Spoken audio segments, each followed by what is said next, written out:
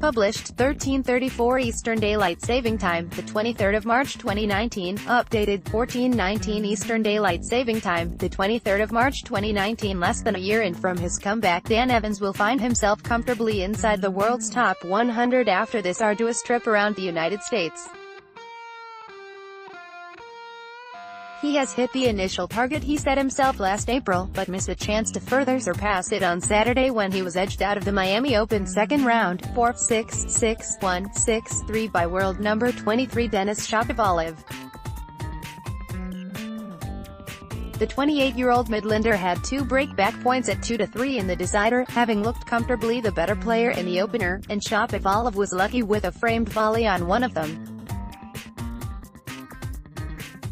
Evans was still competitive against one of several outstanding tennis talents that have somehow been unearthed by the Canadians. Dan Evans suffered an exit at the Miami Open after losing a three-set thriller on Saturday. Canadian teen Denis Shapovalov turned on the style to emerge the winner in a 4-6, 6-1, 6-3 win for the British number 3, who needed treatment on his heel early in the second set. It was a 33rd match of the year, and he admitted later that he needed a breather. "It's been a good trip, probably a bit too long. Maybe I wouldn't have played Phoenix last week in hindsight, but a good few weeks," said Evans, who will be ranked around 90 next week but is in the top 40 based purely in this season's results. "It will be good to get back and sleep in my own bed.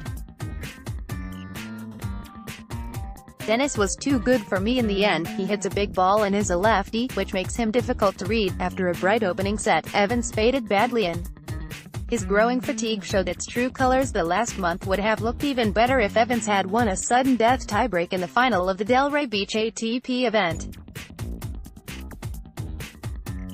He will now head on to the clay courts of Europe, his weakest suit, to play 5 tournaments including the French Open. He has already done enough to enter straight into the main draw. "I will play the clay and see what I can do and put my full effort in, but then it's grass and my best surface, which I am looking forward to," he said. Kyle Edmund is due to play in another Anglo-Canadian clash in Sunday's third round, taking on number 12 seed Milos Raonic. Jo Konta admitted she was left feeling down after losing the last 10 games and being beaten 6-4, 6-0 in Friday night's second-round match by world number 18 Zheng Wang of China. Shapovalov took advantage of Evans' blip in the match and soon took control to progress. Having looked the superior player early on, she unraveled after being disturbed by some poor lane calling. That has been a feature of this event, with reduced crews working some matches because more courts have had to be used due to weather delays. "It didn't go my way and I think I let that affect me a little too much," said Konta, who has won a fair smattering of matches this year without stringing victories together. "I knew that if I didn't keep up a certain level then it could run away easily, and it did. I've come off the court feeling quite down about it, but I've got to keep going.